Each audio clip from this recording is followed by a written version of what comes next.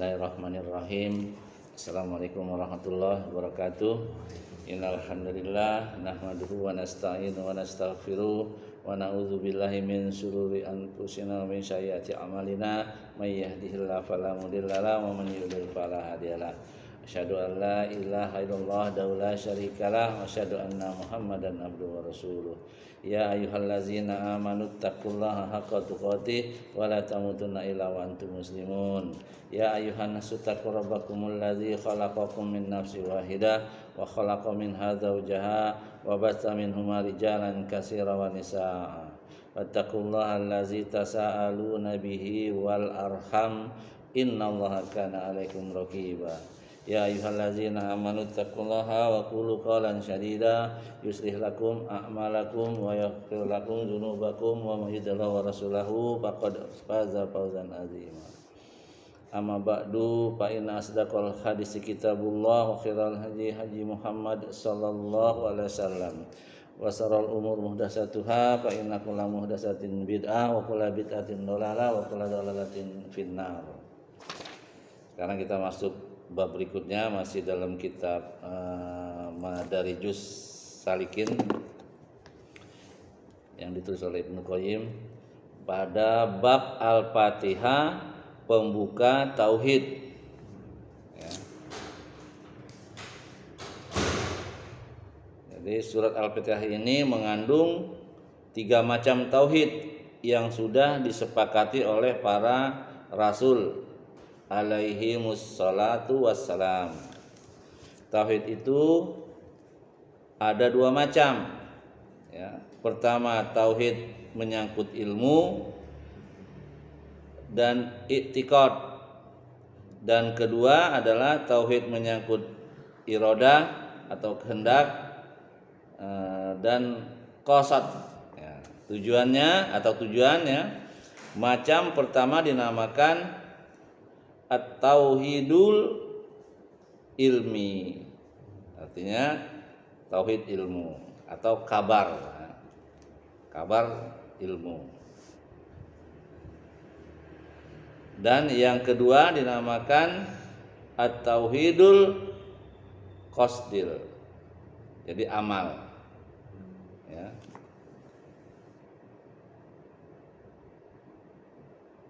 Kemudian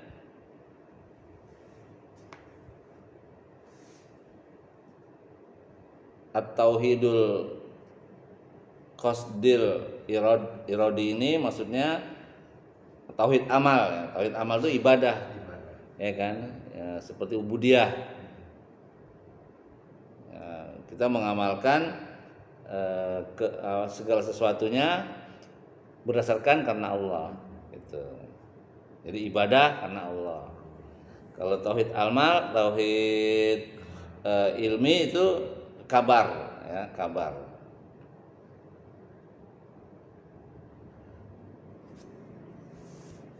Karena yang pertama bergantung pada informasi, maksudnya kabar tuh wahyu ya, wahyu dari Allah ya.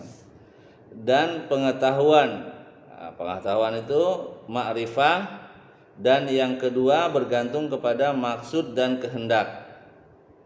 Iradah tadi itu kan, takdir kehendak ya.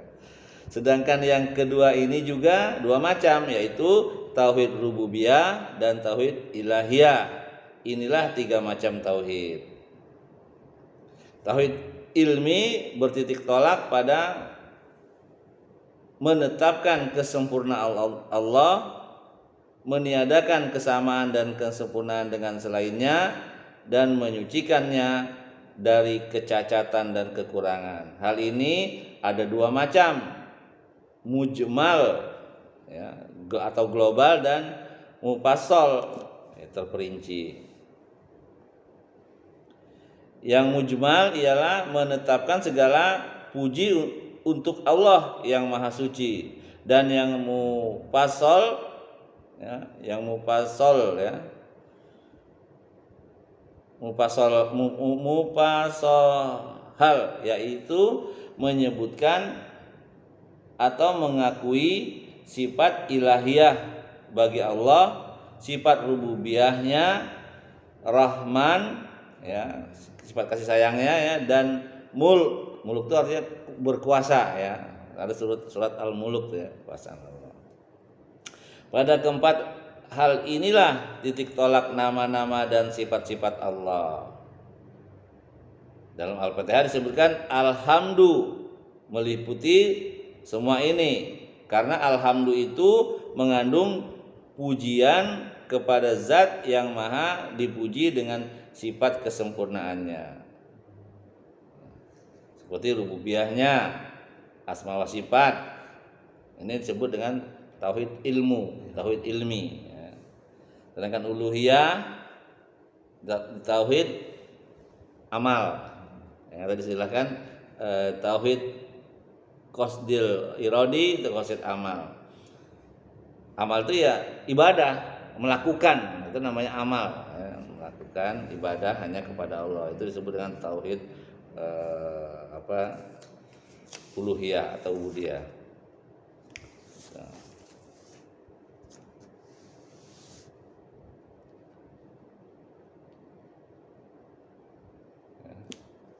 Dijelaskan juga kan bahwa maliki yaumiddin, kalau dalam Al-Fatihah kan panjang kan, 2 harakat kan, maliki yaumiddin. Ada juga dalam An-Nas ya, malikin nas kan gitu. Pendek tuh.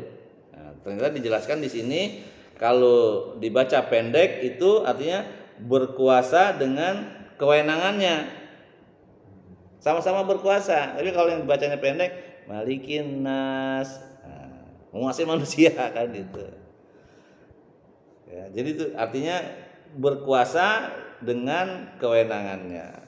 Sedangkan kalau dibacanya panjang dalam Al-Fatihah kan ada kan maliki yaumiddin, 2 harakat ya. Itu berkuasa dengan kepemilikannya. Sama-sama berkuasa.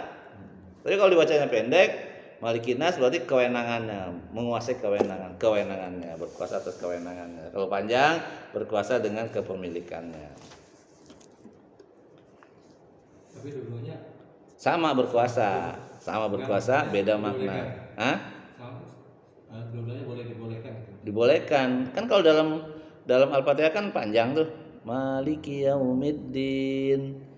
Tapi kalau ada sunnah yang membaca pendek pada rakaat kedua, gitu loh. Misalnya rakaat pertama panjang kan, maliki yaumiddin. Nanti kan ada rakaat kedua tuh, itu dibacanya pendek, maliki yaumiddin, boleh. Gitu. Nah tadi maknanya sama-sama berkuasa, tapi kalau pendek itu dia berkuasa dengan kewenangannya, kalau panjang dia berkuasa dengan kepemilikannya. Sama-sama berkuasa. Malikin nas kan berkuasa terhadap manusia itu kan. Nah, kalau yang panjang maliki yaumiddin, dia berkuasa atas kepemilikannya. Sama-sama berkuasa gitu. Artinya sama, maknanya berbeda. Tapi sama-sama boleh. Sama-sama boleh. Tapi kalau baca Al-Fatihah harus panjang, 2 harakat. Kecuali di rakaat kedua ada sunnahnya, gitu kan. Boleh dibacanya 1 harakat. Panjang ya. Utamanya 2 harakat. Ya. Maliki yaumiddin. Nah, nanti rakaat kedua boleh maliki yaumiddin. Ada ustaz-ustaz yang baca seperti itu. Kalau yang nggak ngerti baca pendek ya, salah tuh ustaz. Padahal ada sunnahnya gitu loh. Artinya sama. Kalau pendek dia berkuasa atas kewenangannya. Kalau pendek itu, kalau panjang kepemilikannya. Tapi kalau bacaan Al-Fatihah kadang-kadang imam bacanya panjang.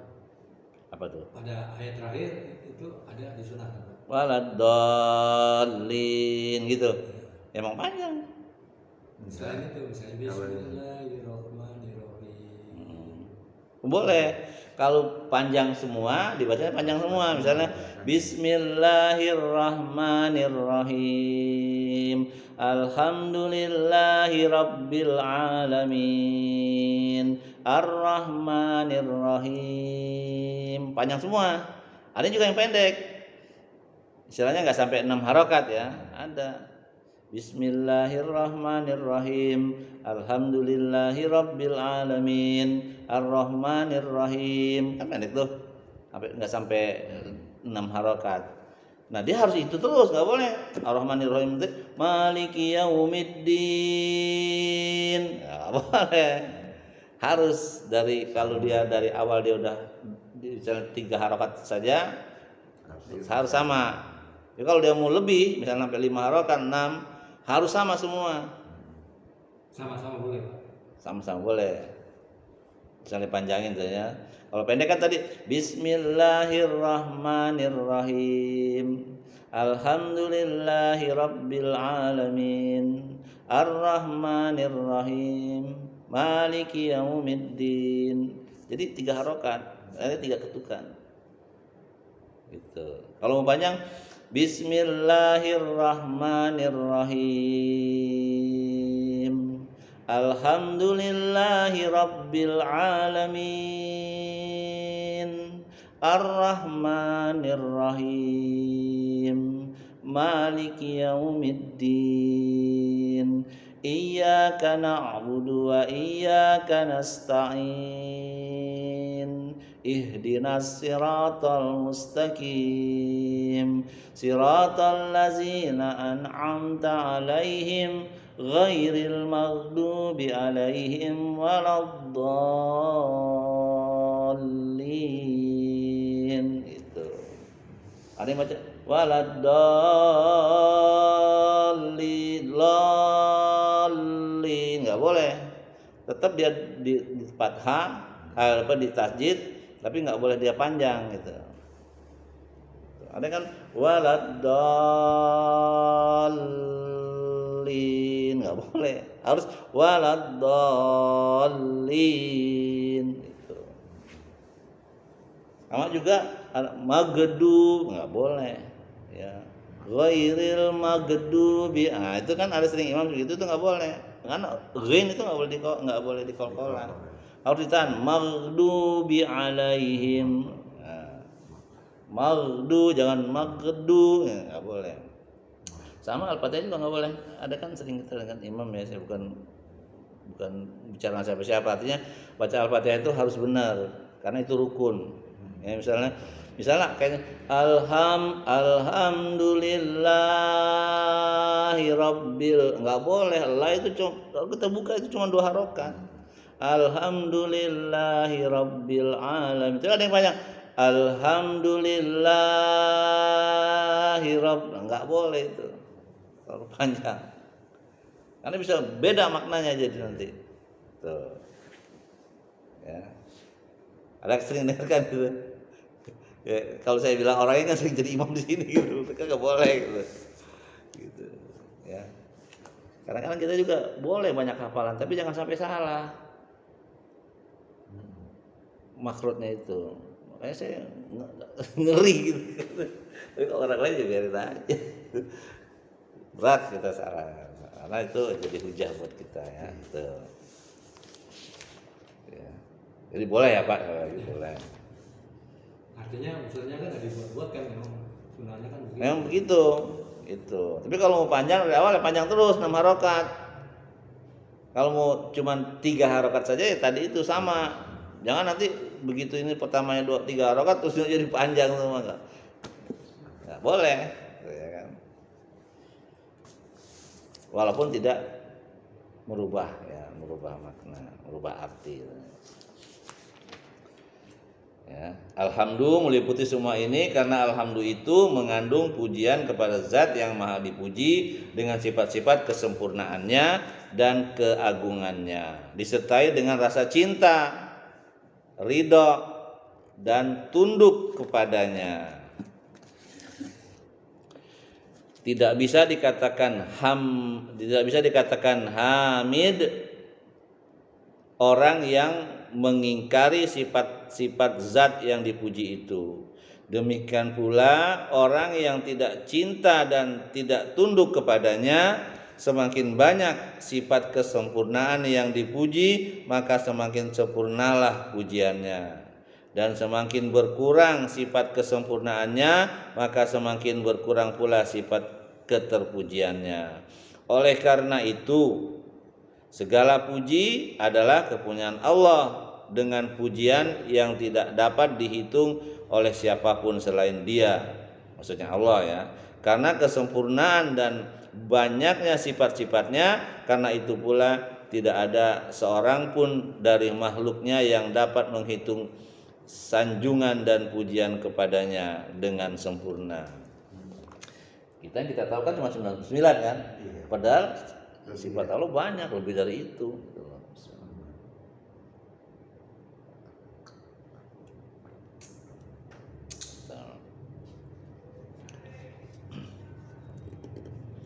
Jadi hanya Allah yang mampu menghitungnya.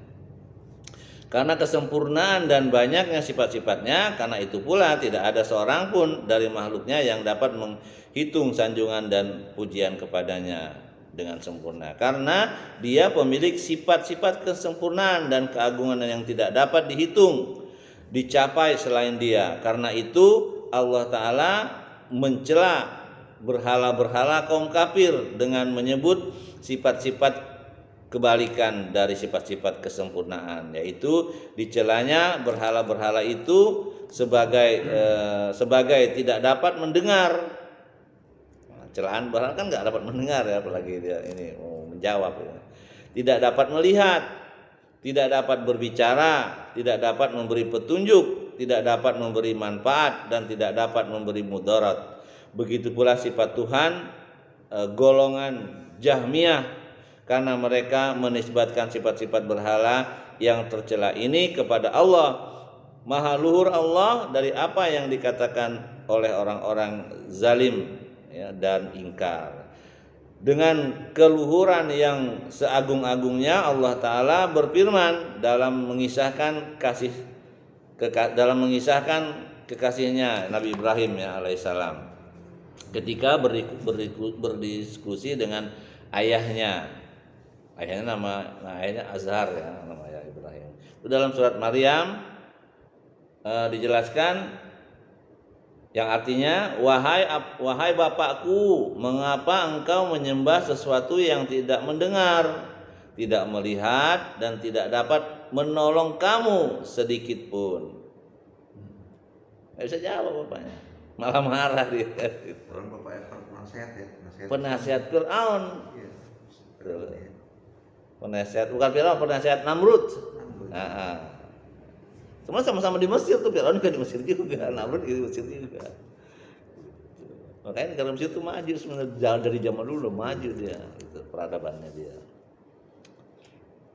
Banyak nabi-nabi berdakwah di sono kan gitu. Mekah belum apa-apa, tapi yang memulai Mekah itu yang Ibrahim, sama Ismail ya, kan anaknya kan. Gitu. Kalau nggak ditaruh situ sama Ibrahim kan nggak ada tuh Mekah tuh kan gitu. Iya, itu udah skenario Allah ya. Cikal bakalnya kita udah belajar di sejarah Nabawiyah ya kan. Cikal bakalnya kenapa Mekah itu ada. Tapi gersang, nggak ada apa-apa. Walaupun masjid pertama dibangun adalah itu Ka'bah itu, tapi udah hancur, udah nggak ada. Itu membangun Nabi Adam kan. Tapi waktu Nabi yang naik kapal itu tenggelam kan? Ditenggelam semua. Apa itu? Oh iya, hancur, nggak ada lagi. Di zaman Nabi Ismail lah baru ada lagi. Dibangun lagi. Iya, bangun lagi. Sama Ibrahim bangunnya. Atau Allah perintahkan dalam surat Ibrahim kan ada. Makanya ada makom Ibrahim. Ya, makom tuh pijakannya ya, bukan kuburannya. Orang-orang bilang kuburan Ibrahim, makom itu makam iya. Makam iya. Tuh. Makom Ibrahim. Makanya ada kurung kuning tuh kan. Orang dilus-lus tuh nggak boleh juga jadi syirik gitu. Oh, iya. Iya. Iya. kita memang diperintahkan untuk sholat di belakang makom Ibrahim itu kan. Gitu. Saya pernah lihat di YouTube Pak, gambar kamarnya Nabi yang sederhana emang benar. Apanya?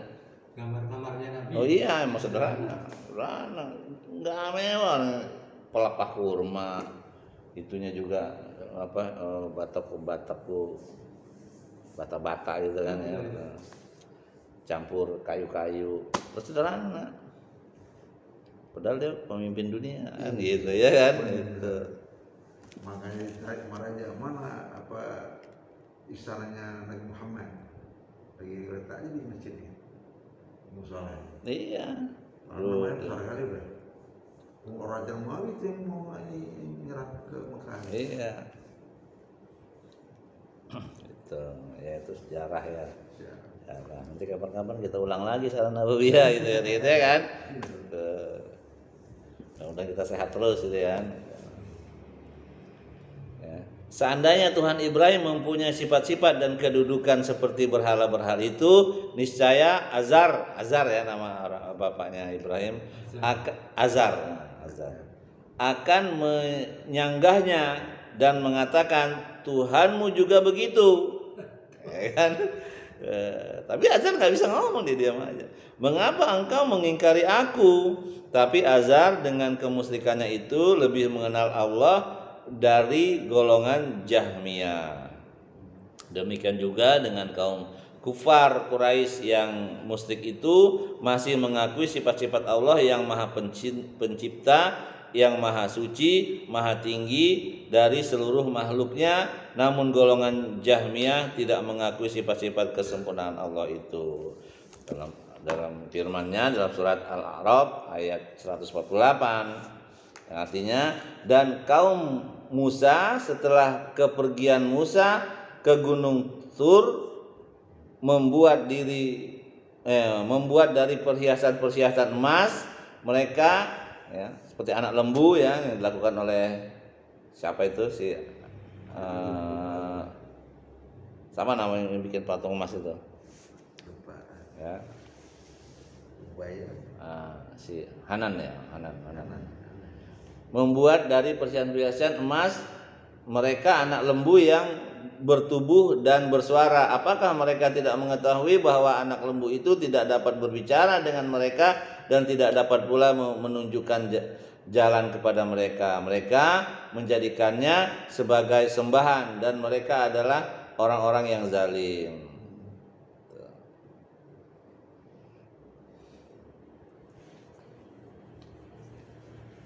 Kemudian kalau Tuhan pencipta makhluk, itu ayat surat Al-A'raf ayat 148 ya. Kalau Tuhan pencipta makhluk yang maha suci seperti berhala-berhala itu, niscaya Dia tidak mengingkari kaum yang menyembah berhala itu. Dan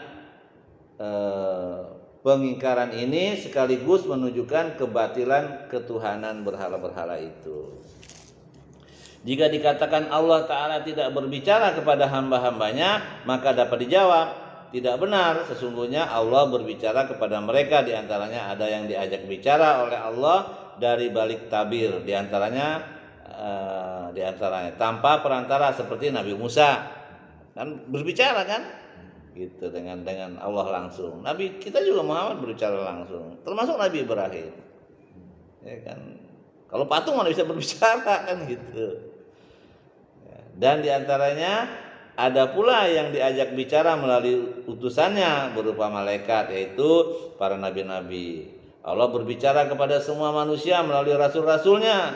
Para rasul berkata kepada mereka, ini adalah kalam atau firman Allah yang kami perintahkan untuk menyampaikannya kepada kalian. Oleh karena itu para ulama salaf berkata, barang siapa yang mengingkari keberadaan Allah sebagai yang berfirman, berarti ia mengingkari utusannya para rasul. Karena hakikat pengutusan para rasul ialah untuk menyampaikan kalam yang difirmankannya kepada hamba-hambanya. Apabila dia tidak berfirman, maka tidak ada risalah. Allah berfirman dalam surat Toha, dalam ayat ke-88 surat Toha ya, surat ke-20. Jadi kalau kita mengingkari Nabi, berarti kita mengingkari keadaan Allah dong, ya kan? Menurut Ibnu Qayyim ini kan gitu. Ibnu Qayyim itu ilmu apa? Ibnu Qayyim Ibnu Qayyim itu pencipta pengarang. bukan ulama besar. Guru dia Utsaimin. Tuh. Jadi kalau Ulama. ilmu Qayyim, surat Al-Fatihah itu ada 3. Ya kan lebih kan situ Pak ya. Ya. Ada 3. Pertama tuh tolabul ilmi. Tolabul ilmi Pak ya. Ya, ilmi, terus amal, Tuh. Terus yang ketiga tadi apa? Ubudiyah merububiyah. Ubudiyah. Ubudiyah Ya. Nah, itu yang harus pegang Pak. Kalau kita udah masuk ke situ udah harus pegang 3 itu. Nah, Di antaranya juga termasuk asma wa sifat itu juga Asma. ilmu juga itu. Kabar ya. Jadi yang diterangkan tadi baru ilmunya. Gitu. Nah, ini dalam surat At-Toha dijelaskan yang artinya kemudian tadi Samiri namanya Pak. Samiri. Samiri. Ini ada di sini. Yang bikin patung anak sapi itu. Patung dari emas. Ketika Nabi Musa pergi munajat ke Gunung Tur selama 40 hari. Gitu loh. Cari kesempatan dia di situ. Adiknya si Harun nggak bisa berbuat apa-apa. Iya kan? Gitu. Kenapa kok nggak jaga? Ya habis gimana mau jaga? Iya, dia ngelawan kan. Hanya Nabi Musa yang ditakutin. Kemudian Samiri mengeluarkan untuk mereka dari lubang itu anak lembu yang bertubuh dan bersuara. Maka mereka berkata, inilah Tuhanmu dan Tuhan Musa. Tetapi Musa telah lupa. Maka apakah mereka tidak memperhatikan bahwa patung anak lembu itu tidak dapat memberi jawaban kepada mereka dan tidak dapat memberi kemudaratan kepada mereka dan tidak pula kemanfaatan. Itu bodohnya manusia. Sekarang kita nggak usah kalau dia ketiup angin baru bunyi Pak, wih, kayak sawang aja itu. Burung kalau dikasih belakangnya itu kan terbangnya kan bunyi tuh, nah gitu kan. Nah anak lembu itu begitu.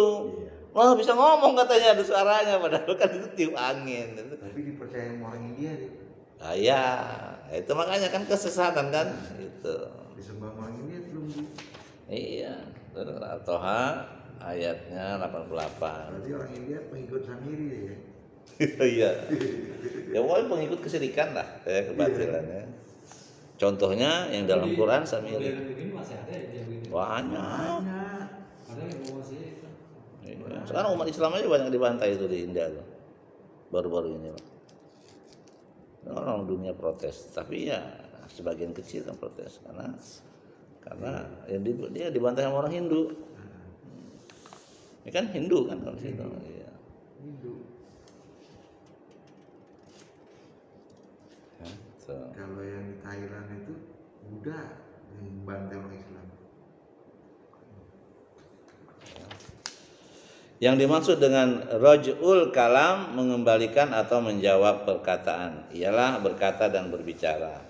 Kemudian dalam firman-Nya yang lain dalam Al-Nahl surat ke-16 ayatnya 76, dan Allah membuat perumpamaan dua orang laki-laki, seorang bisu tidak dapat berbuat sesuatu apapun, dia menjadi beban atas penanggungannya.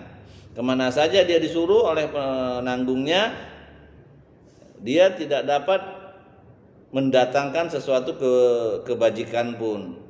Samakah orang itu dengan orang yang menyuruh berbuat keadilan dan dia berada pula di jalan yang lurus? Ya, kalau orang bisu kan nggak bisa berbuat, disuruh-suruh kan, gitu. Beda sama nggak orang yang menyuruh dengan orang yang disuruh kan, gitu. Itu Allah membuat kiasan seperti itu kepada orang-orang bodoh, kan? Harusnya kan mikir kan gitu. Dia mendengar, tapi dia nggak bisa mendengar. Nggak bisa. Apa yang mau disampaikan? Ya, itu tadi kan lo bisu ya kan. Karena nggak bisa dengar lagi. Iya. Apa? Ya.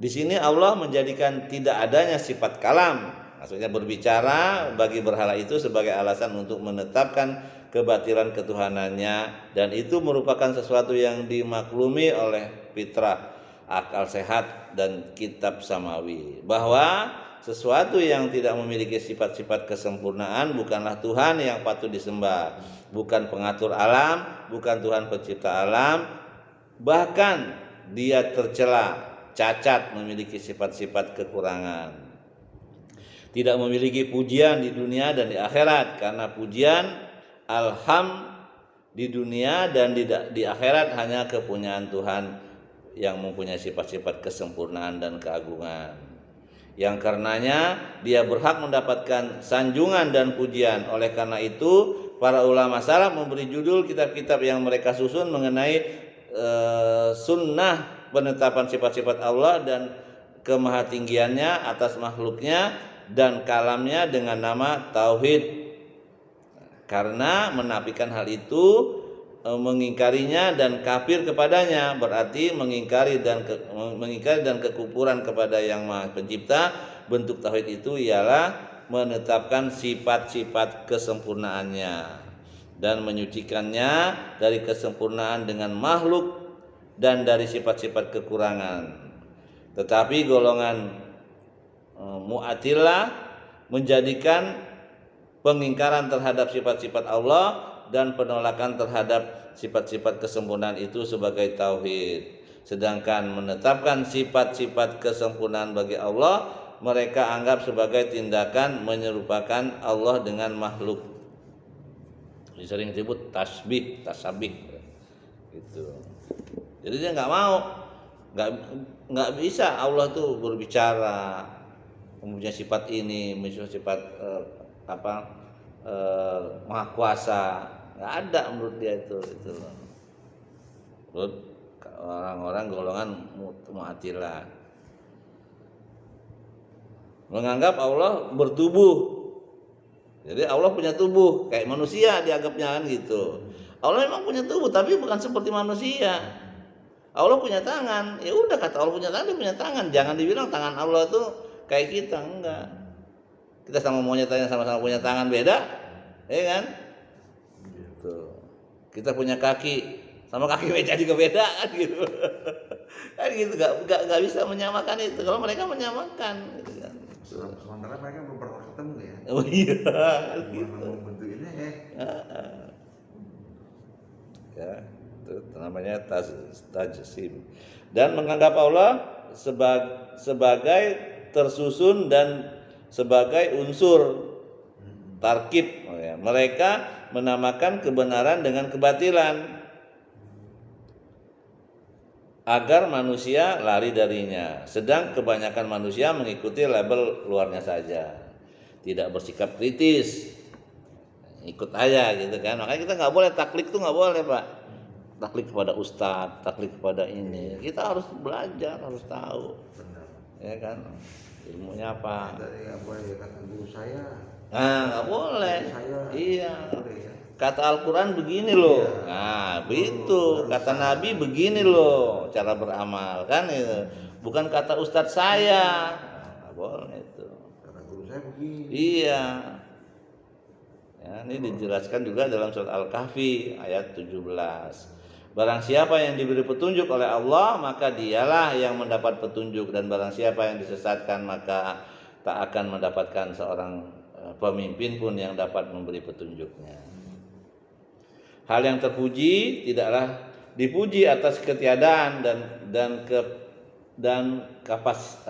kepasifan sama sekali, kecuali jika diamnya itu merupakan penolakan cacat dan kekurangan, yang berarti menetapkan kebalikannya berupa sifat-sifat kesempurnaannya. Kalau tidak demikian, maka penolakan semata-mata dan kefasikan itu sendiri tidak terpuji, tidak tersanjung, dan bukan kesempurnaan. Demikian pula pujian Allah kepada dirinya sebagai tempat bergantung makhluk, maha kaya, maha kuasa, dan menjadikan segala sesuatu sebagai hamba baginya. Karena itu, jika Allah mempunyai anak, maka hal itu bertentangan dengan sifat-sifat kesempurnaannya, sebagai firman dalam surat Yunus. Gitu, ya. Selesai sampai sama ya. Saja. Jadi semakin kita mendalami tauhid ya, semakin kita tahu, ya kan. Jangan sampai kita menyembah selain Allah kan gitu. Ya, itu yang bisa sampaikan. Mudah-mudahan ini bermanfaat untuk diri saya, terutama yang benar itu datang dari Allah, yang salah itu datang diri saya sendiri karena kebodohan saya mohon ampun kepada Allah, mohon maaf. Subhanakallah bihamdik, asyhadu an la ilaha illa anta, astaghfiruka wa atubu ilaik. Wassalamualaikum warahmatullahi wabarakatuh.